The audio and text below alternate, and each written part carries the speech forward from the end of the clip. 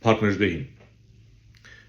Խոսելու եմ էներգետիկ անվտանգությունից եւ առհասարակ մեր մտածելակերպից։ Եվ ես փորձելու եմ իմ այս խոսքը, ինչի մասին որ խոսեմ, համեմել ժողովրդական առածներով կամ պատմվածքով։ Ես լուսավորիչ չեմ իրականում, բայց ստիպված եմ անում։ Ես ուզում եմ ժողովրդային այն որ բերանացի փոխանցվում է, չէ՞, ժողովրդի մեջ սերնդեսերունդ պատմություններ կան, թղթին տված չեն, բայց մենք գիտենք։ Ուզում եմ այդ մակարդակով գոնե 7 տարեկանից բարձրերի համար, ասենք որ մանկապարտեզը բրձել արդեն դպրոց է գնում, հասանելի լինի։ Արդեն ճարահատյալ, այնպես եմ ուզում, այն մակարդակից եմ ուզում մատուցել, որ անգամ 7 տարեկանի համար հասկանալի լինի։ Դե եթե հանգարց այդ 7 տարեկանի ծնողը չհասկանա, արդեն իմացեք կործանվել ենք, կորել ենք։ Ուրեմն հիշում ենք, որ Սերժիկի օրոք Ռուսաստանի հետ մի 39 տարի էր, 49 տարի էր, բան կնքվեց, չէ՞, էներգետիկ պայմանագիր։ Նավթ, գազ, չգիտեմ, ամեն ինչ ռուսներից։ Ռուսների հետ մենք սահման չունենք։ Բայց այ մենք ունենք հարևան Պարսկաստանը։ Ես Պարսկաստանին թշնամի չեմ համարում։ Պարսկաստանը մեր թշնամին չէ, մեր լավ հարևանն է, ով աշխարհի առաջատարներից է նավթի, գազի պաշարներով էլի, եւ շատ մատչելի։ Մենք հրաժարվեցինք Պարսկականից, ասացինք ռուսները թող իրենց թանկ ու կրակելացը բերեն, ծախեն մեր վրա։ Հիմա այս ռուսները, ասենք, որ տեսնում են էլ այստեղ անելիք չունեն, էներգետիկ, դե Հայաստանը եթե պետք է հանձնեն Թուրքիային կամ Ադրբեջանին, պետք է էներգետիկ անվտանգությունն էլ, դա շատ կարևոր ընդհանուր անվտանգային համակարգի բաղկացուցիչ մաս է։ Էդ էլ են տալի ազերուն, չէ՞, ասում են կրզոն արդեն գնացել է, բենզին է բերում։ Եվ հա գազն էլ պետք է բերեն, նավթն էլ պետք է բերեն, ամեն ինչը պետք է ընդեղից բերեն, որ ասենք կախվածություն առաջանա հմել Ադրբեջանից, որ հանգարց գլուխ չբարձրացնենք։ Հիշում եք, չէ՞, ռուսները մեր գլխին անգամ Լարսը այդ մի Լարսի հույսին էին թողել ու երբ որ ուզում էին մեզ ինչ-որ բան ցավեցնեն կամ հասկացնեն, Լարսն ասում են, գիտեք ինչ, բան վերանորոգում ենք։ Ազերիները, վրացիները այդ վերանորոգվող ճամփեքով գնում գալիս էին, հայերը պետք է կանգնեին։ Դե կանգնեն, սպասեն, վերանորոգում բրձին նոր։ Եվ այդ մեքենաների մեջ աբրանքը, մթերքը պետք է փչանար։ Ու մենք նորից շարունակում էինք, չգիտես ինչու, մնալ այդ նույն Լարսի կամ ռուսի հույսին։ Ու հիմա, երբ որ ռուսը ջանդակվում է, որոշել ենք, որ մեզ պետք է ինչ-որ մեկը տառապեցնի, չէ՞, մեր ճամփեքը փագի գազն անջատի, էս անի, այն անի։ Ադրբեջանից լավ։ Պարսկաստանը, ասենք, դա ամենահարմար այլընտրանքն է, չէ՞, ասենք, գնային առումով, անվտանգային բոլոր առումներով։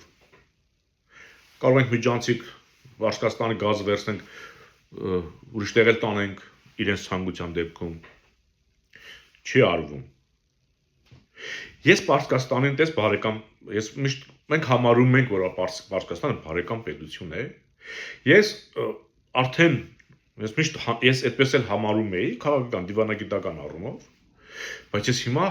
Պարսկաստանին ոչ թե համարում եմ բարեկամ երկիր, այլ ասում եմ ինքը մեր թշնամին չէ։ Եթե իրական բարեկամ լիներ, հավատացեք, մենք այս օրին չենք լինի, ինքը գոնե իր շահերի համար մեզ ահագի կաջակցեր։ Աջակցել է, բայց դա այն արդյունքը չտվեց։ Ես դրա համար վերապահորեն եմ մոտենում բարեկամ բառին, բայց թշնամի էլ չեմ համարում։ Այսինքն մենք կարող ենք մեր պարսիկ հարևաններից ստանալ այդ ամեն ինչը, ինչ որ գրզոն գնաց Ադրբեջանից վերեց, ու ավելի էժան, ու ավելի ապահով, բայց չենք անում։ Ինչու՞։ Այն ինչ որ նաև, տեսեք, Սերժիկի եւ Նիկոլի քաղաքականությունը նույնն է։ Նա ռուսների դենս տվեց, սա ազերուն է տալի, բայց ընդհանուր ծրագիրը ռուս-թուրքական է, տարբերություն չկա։ Ասենք, պատկերացրեք, ես արդեն առած եմ, ժողովրդական առածի ձևով եմ ասում, մարդը, ասենք, անցվորը, ճամփորդը, ծարավ է։ Եվ հանդիպում է աղբյուրի, երկու աղբյուրի, իրարից որոշակի հեռավորության վրա աղբյուր կա։ Պետք է գնա խմի ջուր, չէ՞, ծարավ է։ Տեսնում եմ մի աղբյուրի գլխին, այդ քարի գլխին, դև է նստած։ Մարդակեր դև։ Այն մեկը ազատ է։ Դե բնականաբար այդ մարդը պետք է ընտրություն կատարի, որ գնա դեռ անշարժ շատ կներեք։ Ջուրը խմի գնա։ Ու հանգարց որ ուզում է որոշում կայացնի, մի սատանա ականջից հետևից ուսին նստած, չէ, այդպես են, չէ՞։ Ասենք մի Նիկոլա նման սատանա ցրտվածք, ասենք նստում է ականջին, ասում է, գիտես, այն դևին, որ դու տեսնում ես, դա դև չի։ Դա շատ բարի կենդանի է։ Այ որ դու ընտրես այդ ուղին, գնաս դևի ջրից խմես աղբյուրի։ Դևը քեզ նաև մալմալատ կտա։ Բայց որ ընտրես այն, որ ուղղակի աղբյուր է, գնաս խմես, պետք է խմես ու գնաս, մալմալատից զրկվելու ես։ Ասենք այդ ները, Նիկոլը, հիմա ժողովրդի ականջին նստած այդ է ուզում քարոզի։ Հասկանում չէ՞ որ ճիշտ է բանը դևի դռնով գնալն է։ Երեխեք ջան, եթե 7 տարեկանից բարձր կամ 7 տարեկան լսում եք, հասկանում եք, չէ՞ ինչ եմ ասում, բալիկ։ Դուք որը կընտրեիք, դևը թե ասենք անդևը, ինչը որ մեզ հրամցնում է Նիկոլը։ Հիմա ինչ է ասում Նիկոլ, ասում է վիրտուալ, ես արդեն ասում եմ էմյուս իր խոսակցությանը, սա արդեն քարոզության մասն է։ Ասում է վիրտուալ պատմական Հայաստանի հետ զրուցեցի, ժորդ վիրտուալ նշանակում է ոչ իրական։ Ինք խոսել է, ինքն էլ բան ինքը իրեն հարց ու պատասխանի մեջ է մտել։ Եվ ասում է Հայաստանը խորհուրդ տվեց, որ հանգարց այն ճամփով չգնաց, որով մենք գնացել ենք։ Այ դու հիմա ինչ որ անում ես, Արարատից հրաժարվում ես, ցեղասպանությունից հրաժարվում ես, Արցախից հրաժարվում ես, ճիշտ է դա է։ Հեքիաթ է պատմում, չէ՞, ժողովրդին։ Սա որտեղից է գալիս։ Սա գալիս է, որ թուրքերն ու ադրբեջանցիները այս մարդուն ասում են, այն ինչը որ մենք ուզում ենք ձեզանից, այսինքն արևմտյան Ադրբեջանը, կամ ցեղասպանություն չլինելը, կամ առաջին հանրապետությունը Վիլսոնի իրավարար վճռով, հա, ազգերի լիգայով հաստատված։ Քանի որ այդ դա իրողություն է միջազգային, մենք դրա դեմ կռիվ տալ օրենքով չենք կարող, դու ժողովրդի գլխի մեջ մտի, հեքիաթներ պատմի, հասկանում եք, օրինակներ բեր, այսինքն թուրքերի ցանկությունը ինքը վիրտուալ ձևով մատուցում է մեզ, որ մենք, որովհետև եթե մենք իրավական հարթության մեջ այս հարցերը դնենք, թուրքերն ու ադրբեջանցիները կպարտվեն, որ մենք այդ հարցը իրավական դաշտ չտանենք, մեր գլխի մեջ մտցնի ասենք հա դե պատմական Հայաստանը միշտ կոդորվելով եկել ենք ու բանի չենք ասել, էլի։ Չենք ասել, որովհետև ինքնուրույն չենք եղել, որոշումը մենք չենք կայացրել։ Ասես Նիկոլա նման սատանա մեկը նստել ականջից ասել է ճիշտը բոլշևիկն է, ճիշտը չգիտեմ ես ինչն է, ճիշտը այն ինչն է, ճիշտը այն ինչն է։ Այ երբ որ մենք որոշենք թե ճիշտը ով է, եթե ճիշտը պարսիկն է, պարսիկի հետ ենք հարաբերվում, մենք որոշենք։ Ոչ թե Նիկոլը նստի ականջից ասի, չէ, ճիշտը Ալիևն է։ Եվ չի բացառվում, որ անելանելությունից ելնելով, որ տեսնի չի կարողանում իրավական, այն որ ինքն ասում է իրական Հայաստան եւ բան, չգիտեմ, վիրտուալ Հայաստան։ Մեր Հայաստանը այն ինչ որ կա, նաեւ այս ելածը իրավականի 1/5, 1/6 մասն է։ Խորհրդային Հայաստանը դա թերի ծնված մարդ է, պատկերացրեք, անդամալույց արեցին, կտրտեցին, այնքան արեցին, որ ինքնուրույն չկարողանա շարժվել, ոտքեր, ձեռքեր կապ չունենա, որ ռուսին կարճած մնա։ Բայց իրական Հայաստանը դա ազգերի լիգայի կողմից Վիլսոնի իրավարար վճռով սահմանված Փարիզի վիայժով այդ Հայաստանն է, որը ոտքեր ունի, ձեռքեր ունի, թոքեր, սիրտ, հասկանում ամեն ինչ ունի։ Խորհրդային Հայաստանը չունի։ Նա ծծկեր երեխայի պես կարա մենակ կարճած մնա Ռուսաստանից։ Հիմա սա իր սթինքը հանի կողի բանը Ալիևինը բերի մտցնի, ասի առեք էս կերեք։ Մեր վիճակը էս է։ Բայց եթե մենք հանգարց խելացի ենք, սկսում մտածել, ասում ենք, չէ, ախր այս Հայաստանը էս չէր։ Վիլսոնն ասեց, կենսունակ պետություն է Հայաստանի, պետք է սևսովից ապ ունենա, այս ունենա, այն ունենա։ Մենք իրավական այդ թուղթը ունենք, այդ իրավունք ունենք, այդ կադաստրի վկայական ունենք։ Մենք պետք է գնանք դրա հետևից։ Բայց Նիկոլները նստում են իրենց այդ վիրտուալ, այսինքն Ալիևի եւ Էրդողանի ցանկությունները ոչ իրավական ձևով վիրտուալ մտցնում են մեր գլուխը, որ մենք իրավական փաստաթղթերից հրաժարվենք։